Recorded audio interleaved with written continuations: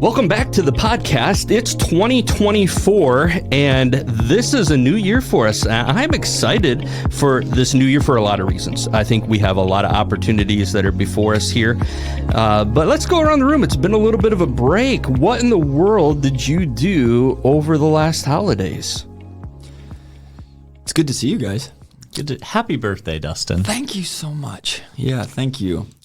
We just recently returned from Virginia. That's where we were at for 8-9 days to see Sharice's family. They all live out there, so that's how we spent our Christmas. So it was fun and a little crazy. 17 people under one roof for a little over a week, but it was good. Well, I learned that it's actually an Airbnb that your in-laws have, and you stay all together. Is Yes. that right? Yep. That is just like a cool thing. I don't know. I think that's a neat thing that families can do.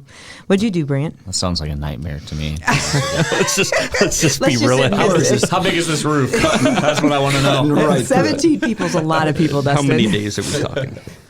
Yeah, it was 8 or 9 days. It was a long time. By the end, I'll just say this. I think it was good that everybody went their separate ways, but it was a good time. Yeah. We played a lot of Mario Kart, and we finally got to the point where we weren't sick. And so that was fun. We had a lot of family get-togethers, and cousins played together nicely, which was awesome. And yeah, I would say Mario was our theme, Mario Kart.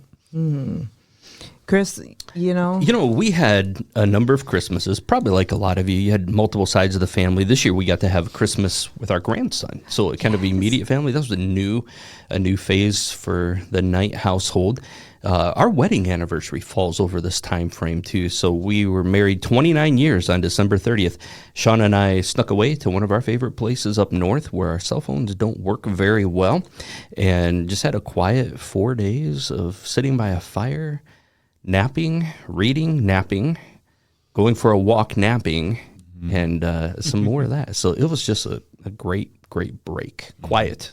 That's my kind of break. It was quiet. Well, I want to address one thing. I saw a picture you posted on Facebook, and my son saw it too, because he, in his mind, where you go is Silver Lake Dunes. Yeah. And so he was like, is he at the dunes? Yeah. And I said, no, he's not riding four-wheeler or a side-by-side. Yeah. He is sitting by a fire. That's right.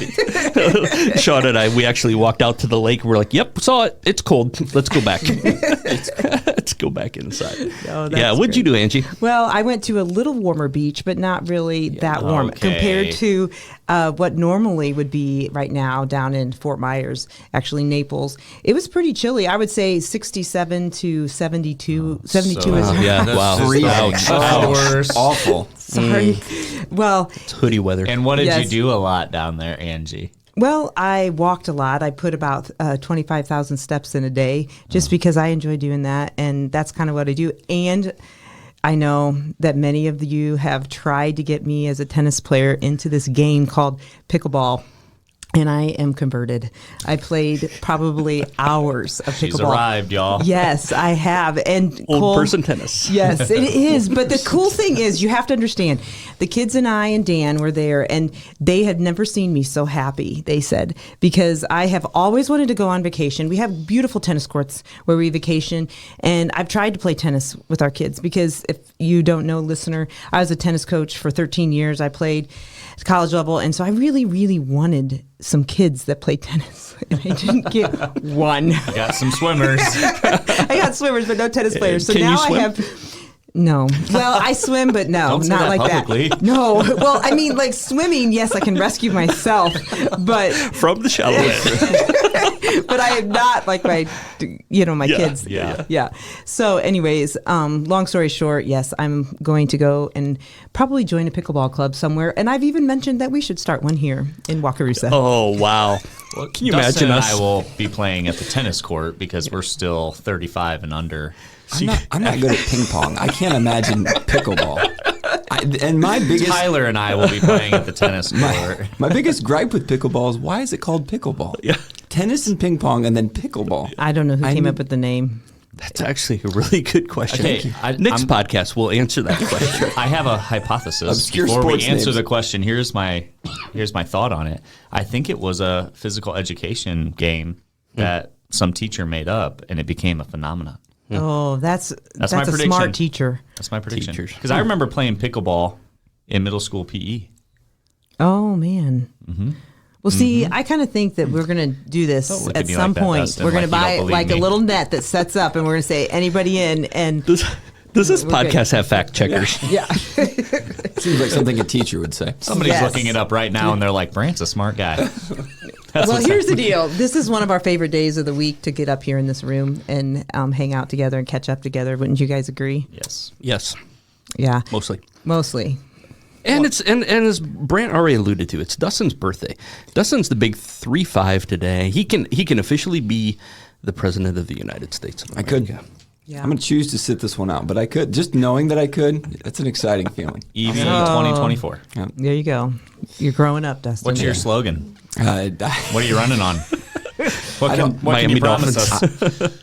I feel like if I got up there and said nothing, I'd actually be more liked than some of the guys we got. You know now. what? There's so much wisdom in that. Thank you. Yep. Dustin, what do you think about that? Just- Pass. Smile and wave, boys. Smile and wave. Hey, Angie, let's jump into today's topic. We're talking, this time of year, we get a lot of New Year's resolutions. A lot of people are making decisions. What do I want to set my mind to this year? And many times that trails off very, very quickly. Yeah. So in the fact checkers that we have out there, there is some facts that only about 38% of people make New Year's resolutions. Do any of you guys make New Year's resolutions? No? Yes? I used to, and Francie won't let me anymore because I was a part of the remaining percentage that did not follow through. Which is only about 9% of the 38. So that's a pretty minimal, if you look at the overall population that keep New Year's resolutions, it just doesn't happen. And really, I like this fact that most of the time you get to a Friday, and if you've kept it for about 4 or 5 days, what's the day you're going to give it up? Cheat day. Yeah, Friday. You're going to give it up on a Friday. So here's the deal. We all know that we have this idea, this goal out there. But the reality is that we set goals, but it always seems to somehow be hijacked. And sometimes we hijack it in different ways. But the thing is it's actually putting it into action and doing something for yourself, taking responsibility for the goal, not just setting the goal, but taking responsibility to get to the goal. So we're going to have this concept we're going to talk about today, and it is drivers and passengers. So when you think of a driver and when you think of a passenger, I want to ask, it's not just the literal sense of driving down the road, but it's more of a life concept of taking your life and making kind of progress on this journey of life. How would you see that, Chris, as a driver? If I'm driving, I'm in control. And I'm going where I want to go, how I want to go, at the pace I want to go. Maybe this is the way I think about it. You ever drive to, like for us, we used to drive to Florida or to Iowa to see my in-laws, and I'd be tired at a certain point in time, and I would say to Shauna, hey, you want to drive? Because I'm really tired. But as soon as I gave up control, I couldn't fall asleep because I still wanted to be in control. So I don't know what that says about me. But the idea of driving is in control. A passenger sits back and reacts, just goes along with the flow. That's how I Right. picture it. Right. What's another concept, Dustin, do you have of kind of a passenger mentality in life? Yeah, really. I mean, as you're just talking about, you are the one that doesn't have the control. I mean, you really are kind of at the expense of what's going on of the surroundings, and so in that role, you're more keen, I think, to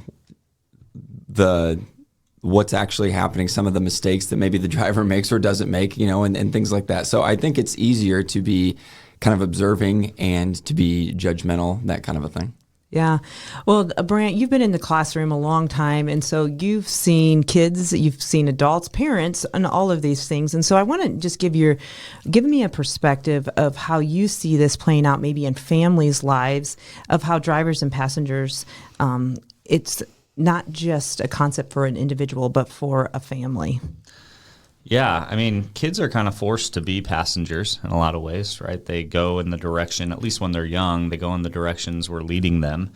And then as parents, we get to share responsibilities, and there's times when we're driving, and there's times when we're along for the ride. I was thinking as you were talking, I was laughing a little bit because I was picturing Francie when I'm physically driving a car.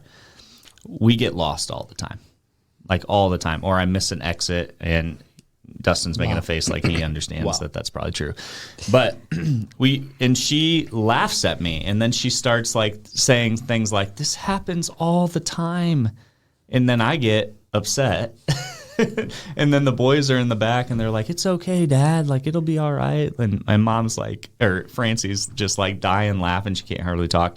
Anyway, so that's the picture I was having in my mind. I always want to have control. And so I'm always driving. And I'm talking about driving in a physical car right now. And my family is always left to be the passengers, and they don't have control, and they can respond in a couple of different ways, right? They can encourage me while we're driving. They can laugh at me, which is the strategy Francie takes, or they can get mad. And I think that applies for students, for kids, for parents as well. You know, some things are out of our control, but our response to those things is always in our control.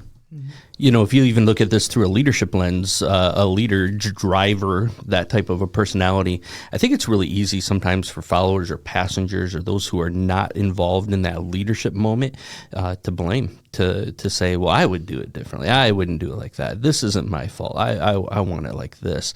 And then it's interesting when they find themselves in the driver's seat, all of a sudden reality changes a little bit. It's different. What do you think when you hear about this, Angie? Well, one of the things that I want to kind of center in on is that a driver is actually responsible. It's the person that's responsible to getting to the destination. And so we can take this in a lot of different directions and say, well, you can be even a driver, even though kids are sitting in classrooms, being led by teachers, being led by their parents, being led by other coaches or other things, they can still lead themselves. And that's the whole deal, where you take this idea of a driver and a passenger and you apply it to you in self-leadership. You're going to take the initiative. You're going to go and you're going to steer towards something in the end goal. And so we're going to kind of talk about we're going to talk about three different ways that we can actually guide ourselves as a driver. That's good. Not just being a passenger in life, letting life happen to you. Because I don't even think that as adults we think about this much, so we don't just sit back and reflect, well, what are things that I can control? What decisions am I actually making to take responsibility for, rather than blaming, well, McDonald's didn't give me my coffee right.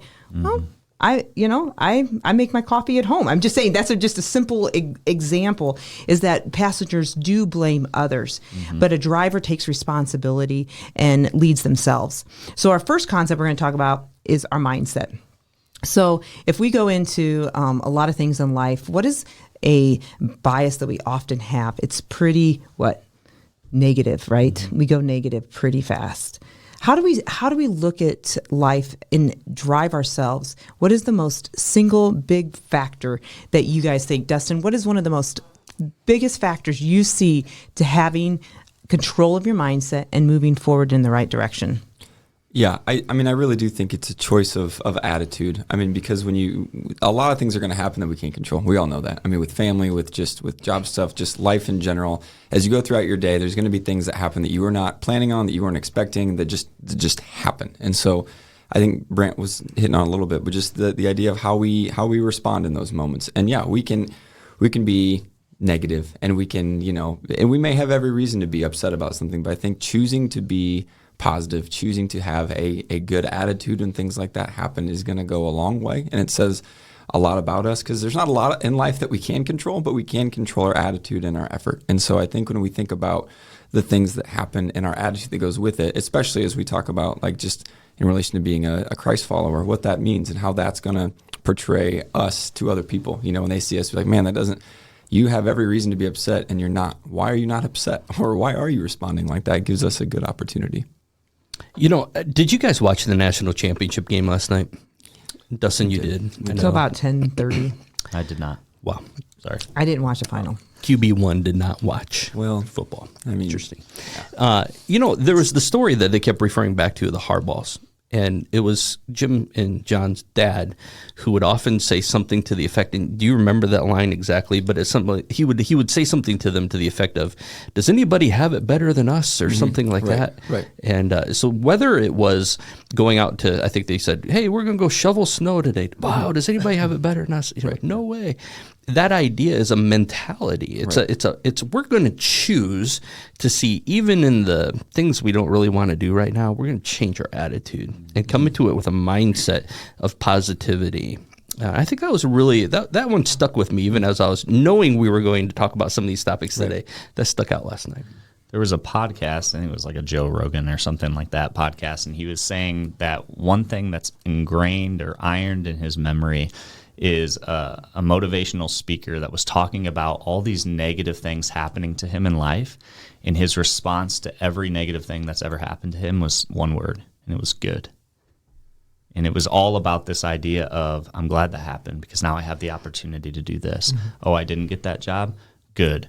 Now I know there's something better out there for me. Interesting, yeah. Oh, this thing happened to me, or I lost a parent, or something, my kid broke his arm. Good. Now he has the opportunity to face adversity. Everything was flipped 180 degrees by saying one word and changing his mindset completely. Yeah, it's that idea of the kind of the why or versus the what. Like when something happens to us, a lot of times we say, why? Like, why did this have to happen to me? Or why is this happening? Versus like, okay, what is it that I need to be learning from this? Or like, what is it that God's trying to teach me in this? Right. Right. And that's the whole idea, that you're choosing not to blame somebody else. You're choosing to say, what can I do to make this positive? How can I look at this in a different That mindset? is a hard shift. Yeah. It is. To It's make huge. in our minds.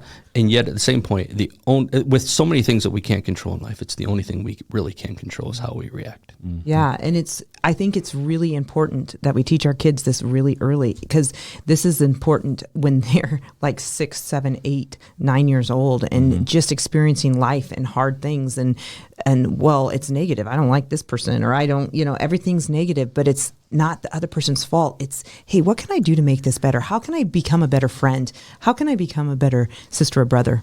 One thing that just came to my mind when we're talking about passengers and drivers is our family services that we have here at Walk EMC, where the kids sit with their parents. And that's something we've chosen to do here at Walk EMC, is to have these family services to give our volunteers a break, but also to allow the kids to be integrated into our worship experience. Parents at that point, in some regards, at least I feel this way, maybe everybody else feels differently, but we lose a sense of control. There's so many things that our kids do in front of others that are just acted on impulse, and we're like, why did you do that? Now I've lost a little bit of control and respect, and I'm nervous, right? And we create that mindset, though, is ingrained in us. If we're not driving this and we're not driving it perfectly straight, others around us are judging, and they're looking at us, and we're losing respect, and it's hard to sit back as a parent and not have complete control in that scenario. But I think what we're saying here is our mindset has to change. What are the goods in that? What are the wins in that? We had a family service for Christmas Eve, and our kids came home and they wanted to turn on worship music and actually worship in our living room because they experienced that with adults in the room. Another win is they're repeating back some of the lesson they learned from the pastor on stage. So even in the midst of the chaos and maybe the things we missed as adults because we were worried about their actions, it was actually a positive, but our mindset wasn't right maybe in the moment. Yeah. When we change how we think, it changes how we live. Yeah. And, when we actually do that, right living comes out, not only in as a disciple of Christ, but in general. It helps us handle the hard things, the difficult things, which gets us to the next point into this, is that we're going to talk not only about our mindset, how we can look positive, but there's this word, and we don't use it very much, and I wanted to use the word fortitude. And so many a times I think we kind of say, oh, let's do hard things. That's kind of maybe how we say it, like a hashtag hard things, do hard things, or let's push through, let's have courage. Mm-hmm. But all that is actually what fortitude is. Would you agree, Chris? Definitely. When the going gets tough, the tough get going. I know that phrase. Yeah, right. I mean, in a lot of ways, that's the fortitude. I like to think when the going gets tough, I go to the garage coffee shop and drink coffee. And just I take a break. Yeah. Calm it down. Take a break. Well, the fortitude it's a really critical characteristic that should be applied to our life. Right. And what if we even put a word in front of that, which is persistent or consistent fortitude, because that's a part of when we get into situations and it's hard. How many of us just want to push the easy button, pull out and say, I'm not in this relationship. This person's too hard to deal with. I'm not in this, situation because I don't really like this idea, or I don't like this opinion of this, that kind of thing. And so you just want to pull out.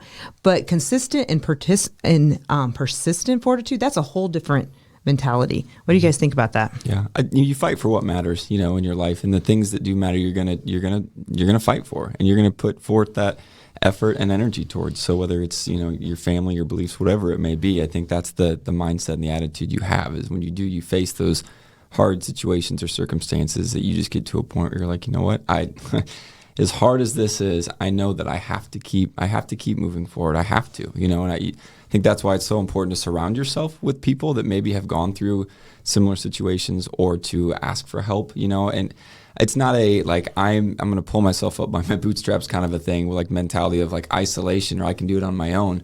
But it's this idea that like with the help of other people, that really I can be okay, and like even though that this is happening now, that doesn't mean that this is going to be happening forever. And it's that's a hard thing to, I think, get a place to get to in your mind when you're right in the middle of it. It's because we've gone through several situations where I'm like, man, I don't see an end to this. And as much as I've been on the other side trying to encourage the person in that situation, I think it's good to be able to reach out and say, can you give me some perspective? Can you help me so that I can keep fighting? Mm-hmm. Perspective is such the key, isn't it? We act like nobody else has ever been down this road before.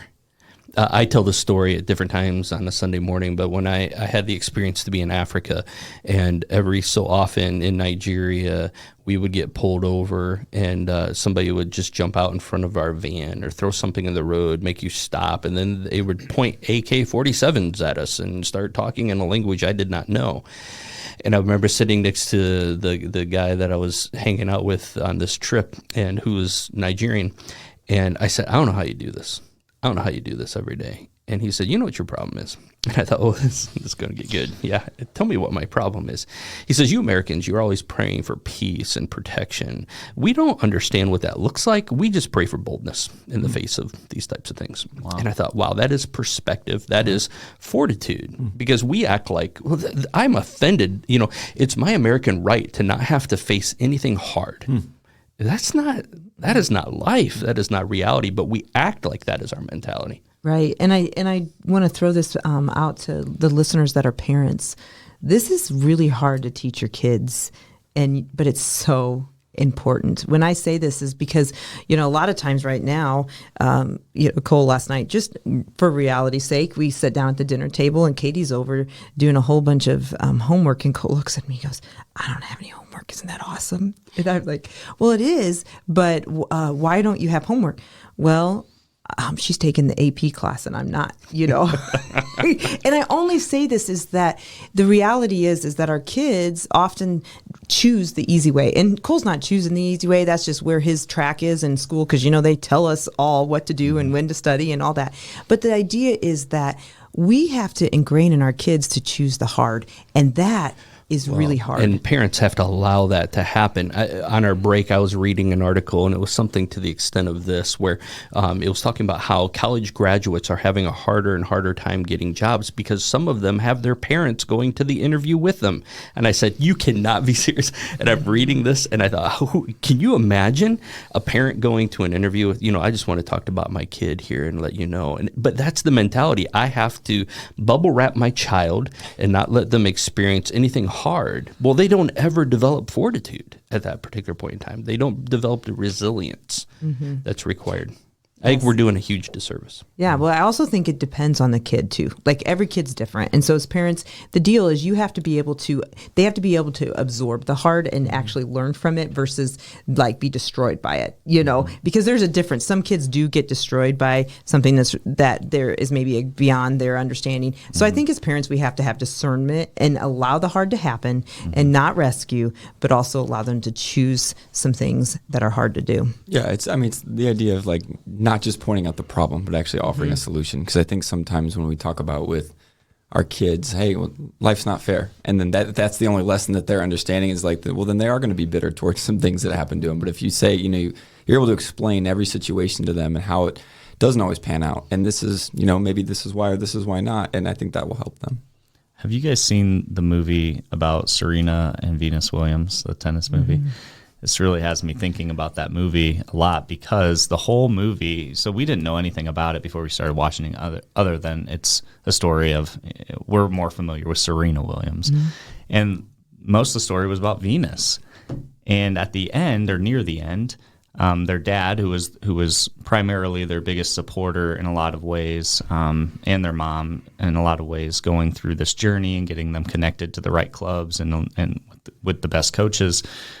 The dad is looking at Serena, who's kind of left in the dust in a lot of ways in this movie, and he goes, Venus is going to be the number one tennis player in the world.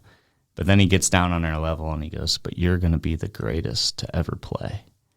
And essentially what he's saying is Venus couldn't have been in your position right now and handled this situation the same way you are. But because you're mentally here and this is your mindset and this is how God made you and this is how you're built, you'll take this and you'll use it for motivation and energy moving forward, and you'll be the best there ever was. And that just really spoke to me in that moment. It goes right along with what we're talking about. Yeah, no, that's awesome. Thanks for sharing that. And the last point, so here we are. We've talked about our mindset. We've talked about our fortitude. Those are both things that we can change. But sometimes there's things that we can't change, and that is our mistakes. And actually how you change a mistake is owning it, being responsible for the mistake. And so I think to lead ourselves better, this is probably, I put this last because the other two, we can easily sometimes say, hey, yeah, I can work harder and do harder things and I can be positive. But owning our mistakes, that's a big deal. What do you guys think? It's so prevalent in the world that we're living in right now, especially when it comes to like sports. This is kind of the winding down of the NFL season. And so you see a lot of guys getting coaches and general managers getting fired and players being whatever released. And you hear a lot of interviews and they ask, hey, what happened? What went wrong? And there's a lot of times where guys will, well, this wasn't right or whatever, they blame shift. And then there are those guys who they kind of stand up in front and say, yep, this falls on me. I mean, there's nobody else that I can look to other than myself. I've got to look at myself in the mirror and fix what I need to fix. And again, a lot of times it sounds cliche, but I think unless you're able to do that and you're able to own it and you're able to recognize your shortcomings, not just recognizing your shortcomings, but actually looking forward and say, okay, because these have happened, I don't want those to define me, but I also don't want to continue to be the person that makes the same mistakes over and over. So, I think that's important, and it's always interesting to kind of see these guys do that this time of year. Requires humility. But at the same point, I think when we own our mistakes, grace is extended to us in ways that it wouldn't be if we felt like we were denying that we ever made the mistake. I think people keep pressing on us. Well, no, I'm telling you, that was wrong. You did that wrong. You did it wrong. I own it. And I want to live in it, and I want to get better. Help me. And I think we'll find people often do that. Right. I think that builds trust with people, because when you're vulnerable and when you're open and you say, you know what, I don't have it all figured out, but I'm willing to work towards figuring it out, that builds trust with somebody, and they see that. And as a leader, as a parent, I think it's huge with our kids. I mean, how many times, Chris, have we had to say, I'm sorry, guys? At least with my kids, I've had to do it. I'm sorry, guys. Shauna could have done that better. Yeah, I played the other. No. Yeah. No, but I do think that's just a reality that we have to own our mistakes to be who, God wants us to be and be better, and to take the ownership and the responsibility for our life as a driver. So as we wrap this up, as we go into 24, I think sometimes we can make easy